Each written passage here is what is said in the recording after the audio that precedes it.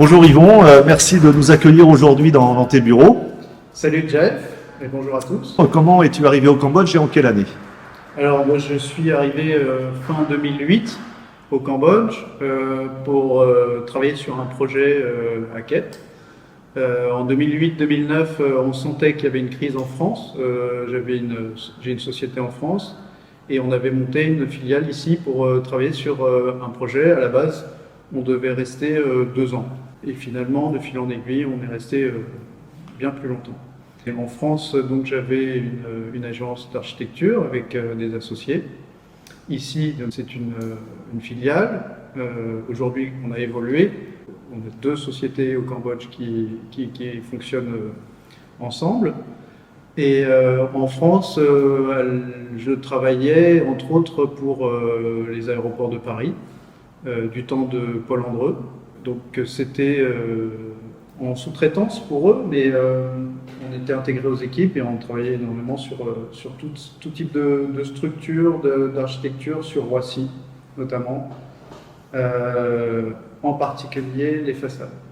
Et ce projet à Kep, tu peux m'en dire un peu plus? Alors c'est un projet qui n'a jamais vu le jour finalement. C'était un grand site de logement, c'était peut-être un projet qui était arrivé un peu tôt pour la ville de Kep. Aujourd'hui, on voit qu'à Kep, il peut y avoir des petits projets d'aménagement avec une quinzaine, une vingtaine de maisons. En travaillant sur ce projet, je me suis fondu un petit peu dans la société cambodgienne. On a obtenu, des gens sont venus me voir pour leur proposer des projets à Kampot, à Sihanoukville.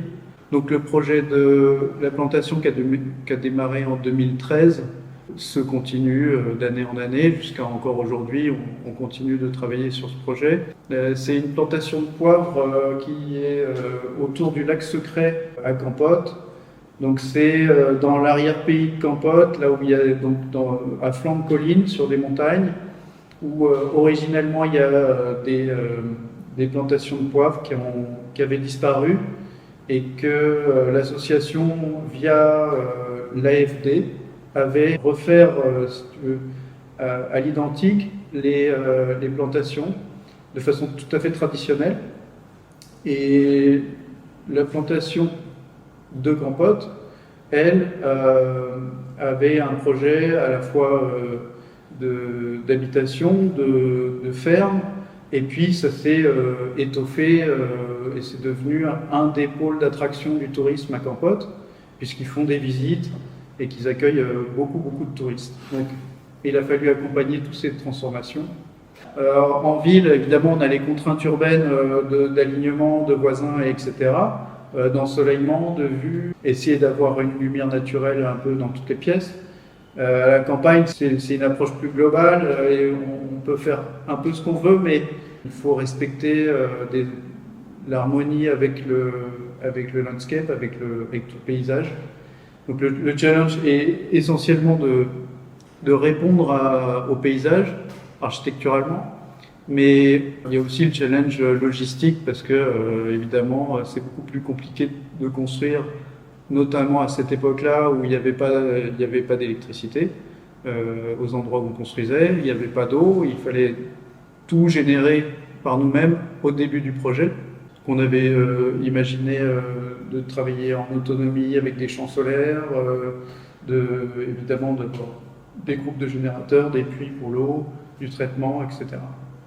Et donc quand tu dis que le projet est en constante évolution, tu as dû faire d'autres types de travaux par la suite après ces constructions? C'est-à-dire qu'on a accompagné chaque fois pour les propriétaires leur évolution depuis 2013 jusqu'à disons 2018-2019 aller vers le tourisme. Évidemment, il y a eu donc pour ça il a fallu construire des petits restaurants. On a déplacé une salle à chan d'une pagode et la reconstituer intégralement pour être le lobby d'accueil des touristes. Et puis, on a accompagné aussi tout leur process, inventer ou réinventer la façon dont on pouvait traiter le poivre plus massivement, plus industriellement et plus qualitativement aussi, avec des normes d'hygiène.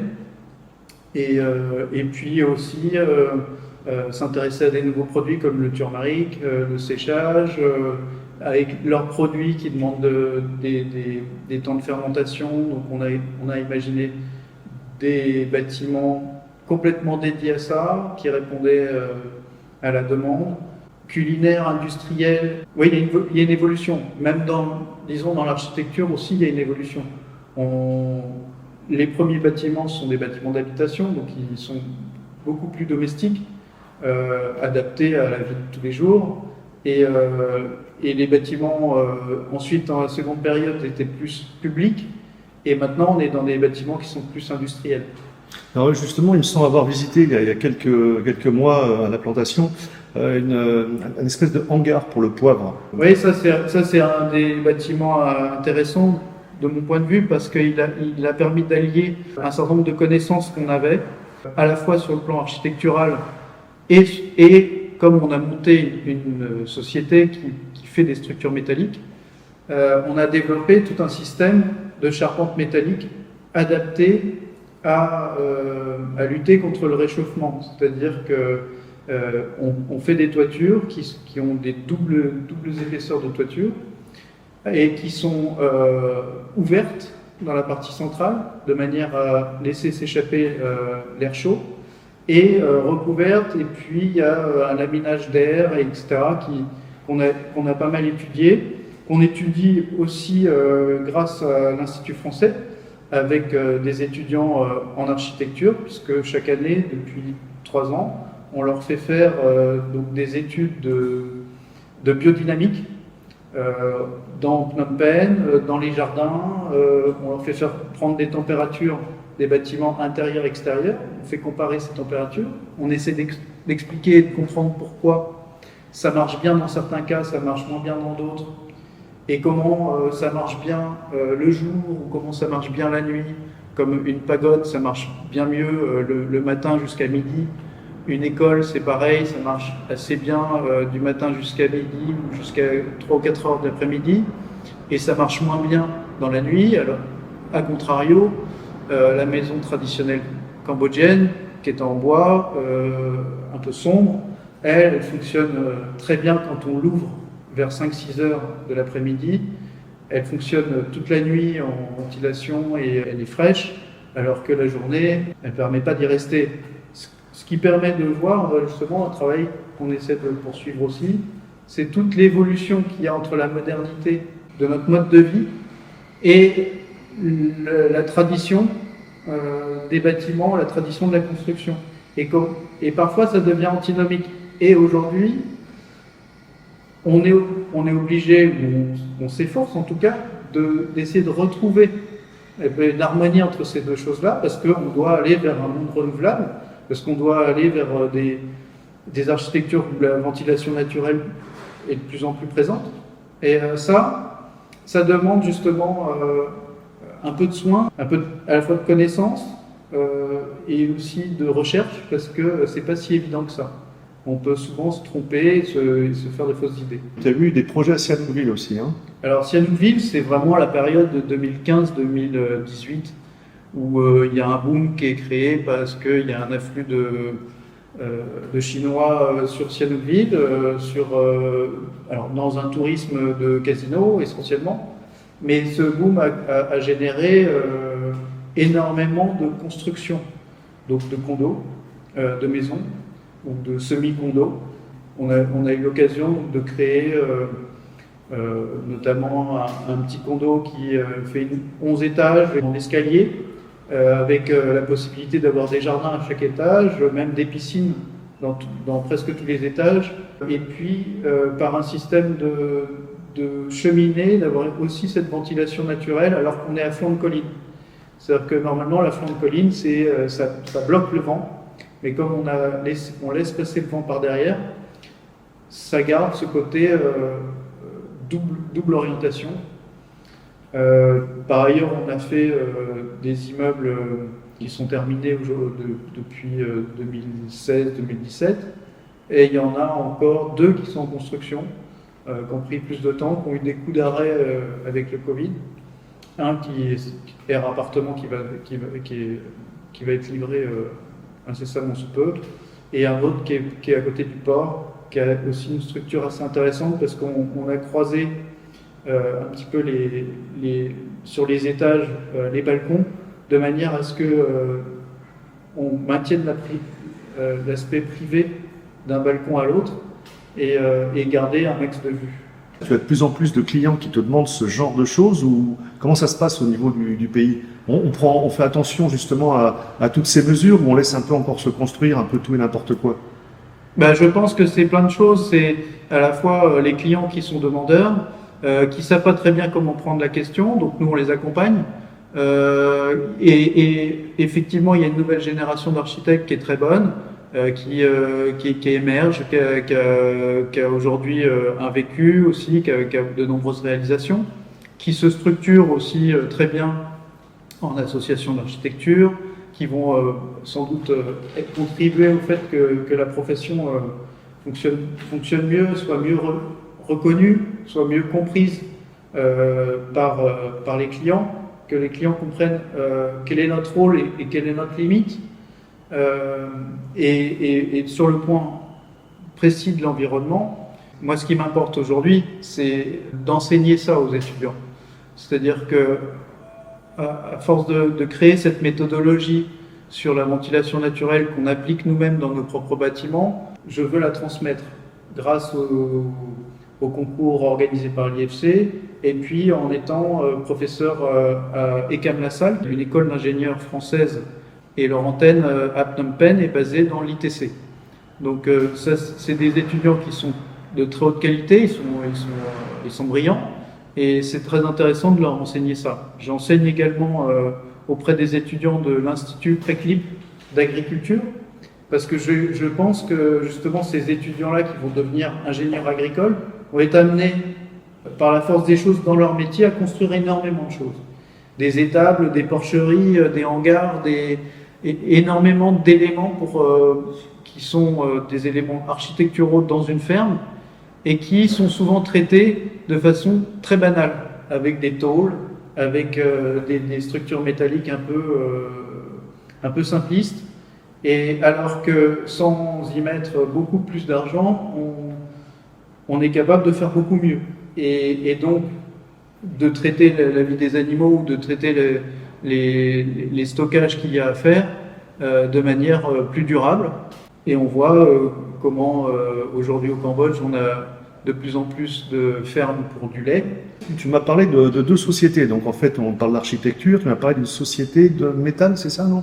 Oui, on a fondé donc en 2018 ou fin 2018 ce que j'avais envie de faire depuis très très longtemps, c'est-à-dire un atelier, donc on peut appeler ça une usine aussi, parce que c'est assez grand maintenant. Mais c'est essentiellement un atelier dans lequel on met toutes les recherches qu'on fait au sein du cabinet d'architecture, on arrive à les mettre en application dans l'atelier et les proposer aux clients. Donc en fait, c'est une usine de structure métallique, ce qu'on appelle light structure. On ne traite que, disons, des structures de 3-4 étages, et surtout des structures compliquées, avec des formes un peu compliquées, ou des façades en métal, en acier. Ça peut être de l'acier peint ou de l'acier galvanisé, donc complètement anti-rouille. On développe des systèmes. On a donc inventé cette façon de faire des poutres qui, par nous-mêmes, en fait, on plie les éléments de tôle. Et on peut faire varier la hauteur, on peut adapter cette V-beam à toutes les circonstances. Et ça permet notamment dans les toitures d'avoir des surtoitures sans percer d'étanchéité. Ça permet aussi de franchir des grandes portées en fait, en étant assez léger. Et surtout, on les calcule nous-mêmes, on n'est pas contraint à des structures préétablies comme les H, les I du commerce. On customise complètement la structure. Et c'est en fait un peu notre marque de fabrique Dans tous nos projets, quasiment, les structures sont apparentes. Alors, est-ce que tu peux nous parler de quelques projets notables réalisés par cette... comment s'appelle cette société? Cabox Solutions. Cabox Solutions, d'accord. Donc, quelques projets notables réalisés par Cabox Solutions. Eh ben, les premiers, ça avait été des containers pour la plantation. Bon, à l'origine, on avait fait des containers contenant des panneaux solaires dépliables. Et ça, c'était pour une marque française qui s'appelle Akuo.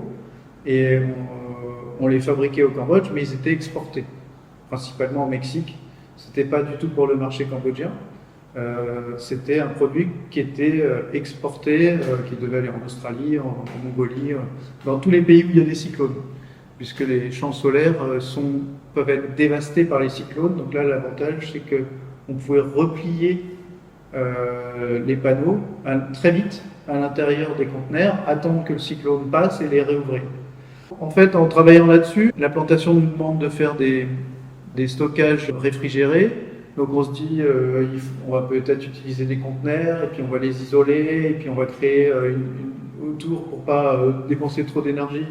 Et donc on invente cette petite bim qui vient se prendre aux quatre coins du conteneur. Et puis ensuite arrive l'idée de faire une fermentation room. Et c'est là où en fait on a développé réellement cette poutre qui était essentielle pour réaliser la toiture qu'on voulait faire.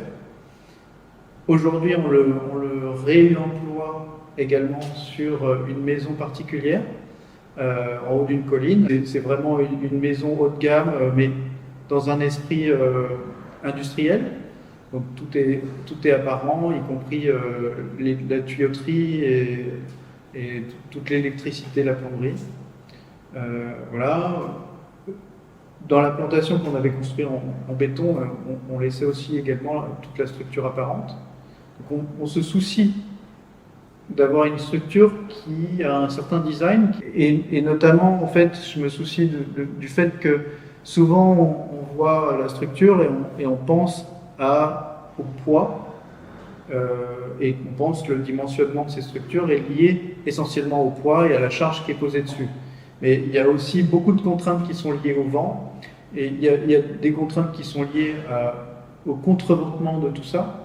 Et je pense qu'en plus de ça, ça lui donne une certaine beauté. Et la beauté n'est pas un truc qu'on recherche absolument, comme ça, en dessinant. Ça vient si on répond réellement à la question, si on répond si on est en phase avec le sujet. Qu'est-ce qu'il y a eu d'autres projets concernant donc Cabox, l'acier, ou d'autres projets, d'autres challenges en fait à relever face à d'autres clients? En fait, on a eu un projet qui était juste un escalier, un escalier sur 3 étages, dans le projet KVL qui est sur les quais à Phnom Penh. Ça, c'était un challenge assez intéressant, parce que là, encore une fois, on mettait en relation nos savoir-faire d'ingénierie et d'architecte au sein de l'agence d'architecture à Phnom Penh, et tout le savoir-faire de l'usine Cabox pour réaliser ce projet qui est comme une pelure d'orange qui se déploie sur 3 étages et qui est autoportant. Donc il n'y a pas de point d'appui, il fallait que le garde-corps devienne la structure et garde toute cette élégance de légèreté, alors que c'est quand même quelque chose d'assez massif, assez lourd. J'imagine ça doit peser quand même quelques tonnes. Hein, oui, ça pèse quelques tonnes, mais ça n'a pas l'air.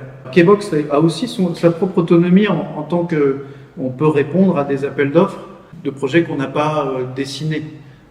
Notamment, on travaille sur les projets de Vinci à Bacqueing. C'est un énorme projet qui est aujourd'hui terminé, qui est l'eau potable, la 2e ou 3e unité d'eau potable à Phnom Penh.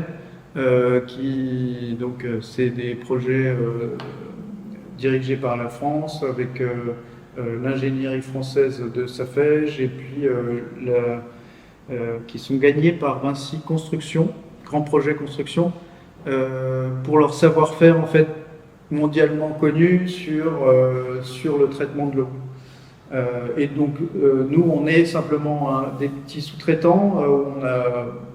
Ils faisaient appel à nous fabriquer certaines pièces métalliques tout au cours de leur fabrication. Et puis on a fini par faire les toitures des bâtiments principaux.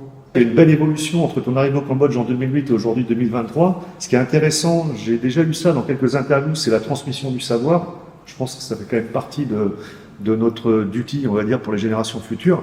Et par rapport à ces étudiants, donc à cette université d'agriculture, tu as eu des projets particuliers avec eux? Ben, le projet qu'on a essentiellement avec eux, c'est un projet qui est financé par l'UNDP et le ministère de l'Environnement cambodgien. Donc c'est un projet où on a réalisé des modèles de rames-pompes, donc de pompes bélier. La pompe bélier, c'est un vieux système qui a été inventé par les frères Montgolfier, donc pour le château de Versailles, que nous on met à l'ordre du jour en l'utilisant pour de l'irrigation en agriculture. Quand on regarde l'histoire de l'histoire de l'humanité, entre guillemets, c'est qu'on a essentiellement passé d'une ère de l'énergie renouvelable à une ère de l'énergie fossile. En fait, quand on essaye de faire de la transition aujourd'hui, la seule transition qu'on a eue, c'était de passer du renouvelable au fossile. Aujourd'hui, on voudrait passer du fossile au renouvelable, et en ce sens-là, c'est pour ça que je disais aussi sur la construction traditionnelle, il faut aussi retrouver dans le passé ou refabriquer des éléments de low-tech qui fonctionnaient avec de l'énergie renouvelable et de les réadapter à notre mode de vie aujourd'hui. Donc le Stirling Engine par exemple ou les rames-pompes sont de parfaits exemples de choses qu'on peut trouver dans le passé qui sont utilisées un tout petit peu en Indonésie, en Suisse et même en Thaïlande, dans certaines montagnes, mais qui ne sont pas du tout, qui sont plutôt à l'abandon, alors qu'on peut tout à fait les remettre à l'ordre du jour. Et notamment au Cambodge, le Cambodge est un pays où il y a beaucoup de collines et beaucoup de rivières qui dévalent les collines. Et donc c'est très approprié pour y mettre des systèmes de rames-pompes qui vont faire de l'irrigation sans utiliser de diesel. Tout ça, ça participe de la même chose. Donc l'enseignement qu'on pratique sur les rames-pompes et sur le système d'irrigation low carbone à Préclip auprès des étudiants en agriculture, c'est pour transmettre et pour essayer de comprendre comment, dans le passé et en réfléchissant de façon moderne, réadapter tout ça et entamer cette réelle transition vers le renouvelable. Donc en fait, tu peux dire qu'en 15 ans, tu constates un intérêt beaucoup plus croissant, que ce soit à la fois pour l'architecture, pour les énergies, de la part de nouvelles générations qui sont vraiment concernées. Oui, c'est sûr qu'ils sont concernés, ils se sentent vulnérables aussi, puisque le réchauffement climatique risque de toucher toute la zone tropicale en premier lieu, avec peut-être des conséquences sur l'agriculture massive, ce qui fait qu'il faut faire très attention. Il va falloir moduler tout ça, s'adapter à tout ça, et donc puiser dans l'intelligence, puiser dans toutes nos connaissances, se mettre ensemble et fabriquer tous nos outils pour tenir le coup quand, il n'y aura plus de pétrole, et deux, quand le réchauffement sera trop important et qu'on aura vraiment décidé d'arrêter d'utiliser trop de fossiles. Est-ce que tu aimes bien faire quelque chose quand tu as du temps libre? Moi, les passions, ça a toujours été le monde de l'art et les artistes, travailler, passion, on revient au travail, mais travailler ou les côtoyer, Phnom Penh reste un petit monde, donc on se connaît assez facilement les uns les autres. L'art est également une source d'inspiration, alors pas seulement pour le travail, mais pour la vie de tous les jours. On a eu des rencontres qui sont marquantes. Je pensais évidemment à Ban Nhat, qui est à la fois ce peintre et survivant de S21, et puis la rencontre avec Ritipan, des gens comme ça qui donnent une force morale, en plus d'avoir du talent ou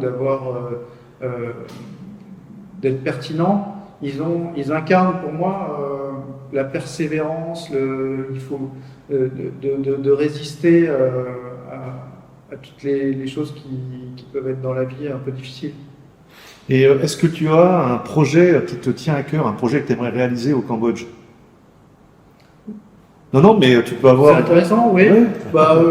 Les projets qui nous tiendraient à cœur, c'est à chaque fois les nouveaux projets qu'on est en train de dessiner. Alors, évidemment, on pensait à des structures à la fois plus artistiques et plus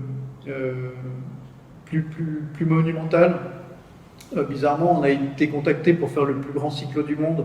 Donc là, on l'a dessiné, on attend un petit peu les subventions et on est prêt à pouvoir le réaliser. Mais des choses comme ça qui s'inscriveraient dans le paysage, qui permettent peut-être de voir le paysage ou qui soit à la fois une sculpture monumentale et une sculpture habitée. Avec des performances sur l'acier,